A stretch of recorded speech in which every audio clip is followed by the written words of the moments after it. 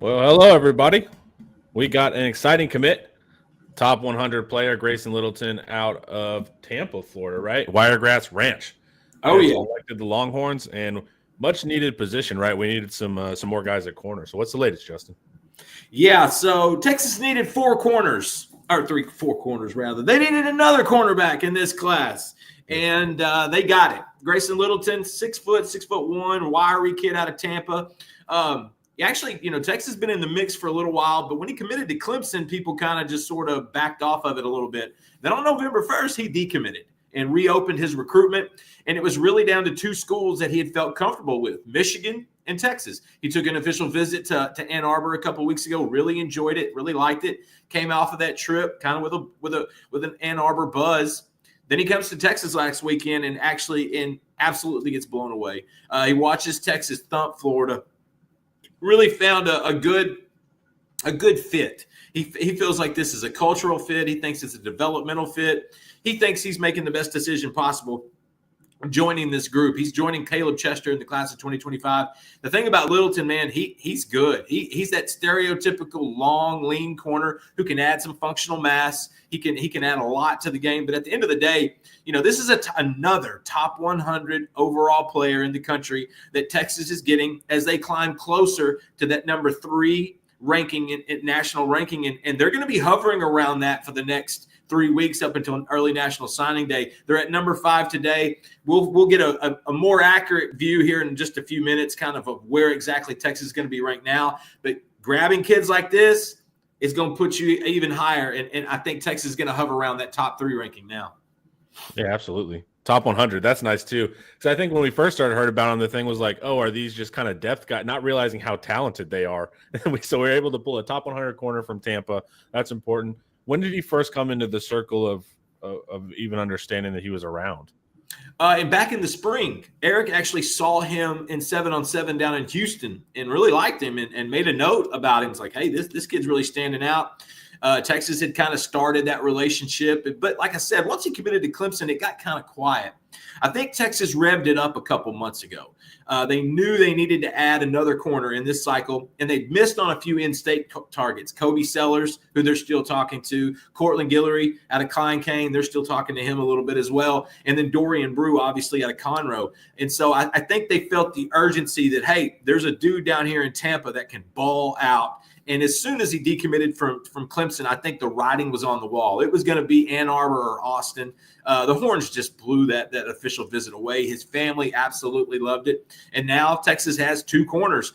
Would they take another corner? It depends. If his name's Devin Sanchez, yes, they would. If his name's Kobe Sellers, probably so, probably would. But this really kind of shores up that secondary. They got 4 really good guys back there right now joining Chester, Jonah Williams, and Ellis Hicks as safeties. This kid is fantastic. I love his stuff on special teams. I love his stuff on the when he flips his hips and turns and burns. This is a great get, and it's to the detriment of Clemson. So thank you. Yeah, absolutely. And what is he at, 175 right now? Yeah, he's skinny. He's real skinny, but he can get to 195 without losing just adding functional mass without losing any quickness, any speed. He's also, this is a kid that can do a lot of everything, but I think 195 is probably, maybe even 200 would probably be his threshold. And this is a kid that's has the frame to do that. Cool. Grayson Littleton seems to have very good ball skills and the ability to run in the open field on kick and punt returns. He doesn't seem to be a burner, though. How fast is he in coverage? He's fast enough in coverage. What he runs on the track, who knows? We'll figure that out soon enough. But there's track speed, and then there's game speed. And Littleton has game speed. He's a kid that can go. And listen, when you get taller, these taller kids, sometimes you substitute a 4.4 for a 4.5. But you still get that length. You get that quickness. You get a Ryan Watts type guy. And I think that's kind of what Littleton is. And if you look at the guys Texas has been recruiting over the last couple of years, they kind of fit this mold. Kobe Black is another one that's like that. Manny Muhammad is very much like that. And I think Littleton kind of falls into that category with those guys.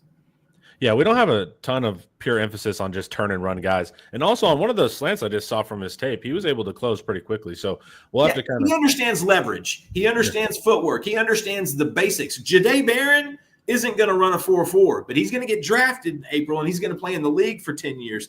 That's what matters. Track speed is important. Game speed, more important. Yeah. Money Muhammad isn't a burner either, but he plays faster because of his football knowledge. Amen. Give Ryan a yeah. All right. So you were saying this kind of course, we were looking at other corners if they want to jump in the class. But as of right now, you feel good about the secondary. I feel a lot better about the secondary this morning than I did yesterday. Littleton is a kid. I like Chester a lot. I think he's versatile, but Littleton's a guy that is probably going to start out on the island, but I think he's got some nickel traits as well. It really does make the corner class feel better. Now Terry Joseph and PK can go out and cherry pick one more guy if they want to bring one more in. And Eric and I understand that they're probably going to bring one more DB in. They can cherry pick a Devin Sanchez or a Kobe Sellers, or Dorian Brew. Then it gets fun because you've got your floor. Now let's raise the ceiling, or in this case, raise the roof. Yeah. And you were just in Houston. Did you bumped into some of the corners down there, didn't you? I did. I went and saw Kobe Sellers on days are blending together, buddy. Tuesday. I went and saw him on Tuesday. I wanted to hang out with Chris Stewart, found some, see some other guys and caught up with Kobe. We reported at Inside Texas on Tuesday night that the Horns talked to him multiple times a week. Terry Joseph and Kobe still talk on a regular basis. He seems like he's happy with his Texas A&M commitment. He's going to be in College Station on November 30th for the big Texas A&M game. But I just know Texas is not giving up. They're not letting up on Sellers for a good reason. One of the smartest kids I've ever covered. One of the lightest kids, light as a feather out there. I mean, just natural athlete. Really just a stud all the way around. Definite program culture type kid. They're gonna keep fighting. Joseph and Sellers, when they call and talk, they don't talk about football. They talk about life. They answer each other's questions, and that's how you sort of build it out over that last 3 weeks until early National Signing Day. Texas wants another one. They want a Sanchez. They want a Sellers. They want a Brew. And the way Sark operates in November, December, I'm not doubting it. Good stuff. Just keep putting guys in the league, and the elite prospects will continue to come to Austin. Yeah, whenever you get your quotes from Littleton. Yeah. Well, I would say whenever you get your quotes from Littleton, let us know whatever he thinks about how impressive this secondary has been this year. Do you think that's playing a factor, or you think this is just good old-fashioned recruiting like we're used to doing? He's told us, he said it's the development. He's seeing the guys get developed. Manny Muhammad comes in as a freshman, starts as a freshman. Now he's putting together an all-SEC season. He knows that Jahdae Barron comes in as a nickel and then plays some safety and then plays some corner. Now he's getting developed. He's a Thorpe semifinalist, likely a Thorpe finalist here in the next few weeks. Yep. To him, I think the development was the biggest thing. And we actually reported that last weekend when we got to catch up with him. It's like, hey, two major factors here. Development and NIL. Texas does both very well, and I think that's why they secured his commitment today. Do you have any other ideas if he plays any other sports? Is he a multi-sport guy? Do you know?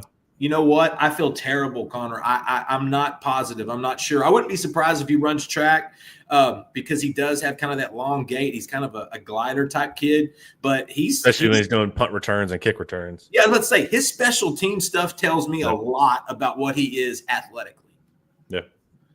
Yeah, that's exciting. And that was a quick turnaround, man. The RPM came in this morning. I think there was some buzz this weekend over the Florida game, but that was a fairly quick close for Sarkisian and company, right? Yeah, Littleton didn't want to drag that out. I think he had a good idea when he decommitted, right before he decommitted to Clemson, where he was going to go. It was going to be Texas or Michigan, and he was giving them both a chance. Took OVs to both. It was a very pragmatic process at the end of the day, and that to me shows a maturity. That shows, and this kid's going to be another early enrollee like most of the kids in the class of 2025 cycle. I think that mattered to him as well. We thought it could be a National Signing Day deal, but at the end of the day, he wanted to get this over with so he can focus now. And we do have a Graceson Littleton out of Tampa with a verified 10.9 100 meters. So I'd assume that's similar, but I don't know on the track website mile splits. Okay. I'll take a 10-8, 10-9 kid. Like I said, Yeah. he's a technician. He plays leverage. He understands the position. And that in and of itself, most kids don't bring that to college. You have to develop that. You have to learn that in college. Usually in high school, it's cat coverage. Just cover that cat. Do the best you can. And Yeah. in college, it's got to be a lot more technical. Littleton's one of those smart guys, like a Kobe Sellers, that uses his brain as much as his athleticism. Yeah, and he had deliberate feet on his tape. Like we said, he was able to close on the concepts he was seeing. It wasn't just purely out athleting. I got to be just a man guy. So, everyone wants more speed. I don't really care about, especially in our defense, man. Speed is not a huge requirement there. I think this is a great pickup, top 100 player.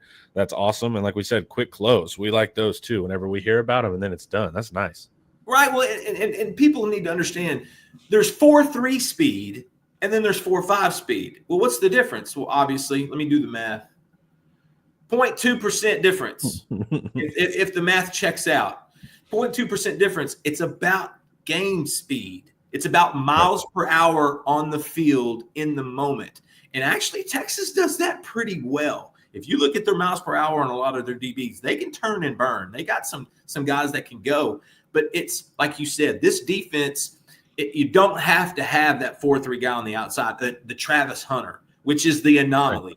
Manny Muhammad is a freak. Travis Hunter, Williams David, is the anomaly. I just got to let you know that. He's the one that's going to be in the league for 10 years holding it down on the island. He's a freak. And so, but Littleton uses his mind, he uses his athleticism, and it doesn't have to necessarily be a 4.3 type kid, especially the longer they are, guys, the slower they're going to be. You got to understand that. But it also gives them more length. It gives them more reach, gives them more PBU potential, more high top potential whenever someone's trying to go over their head. This kid just makes it work. Yeah. Watch this tape again. Yeah, he's been a fun prospect.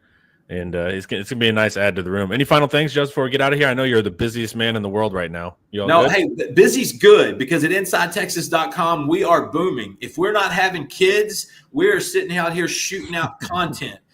We have posted how to watch. We've posted with the commits where they're going to be playing in the playoffs. Brother, the playoffs start tonight, tomorrow, and Saturday.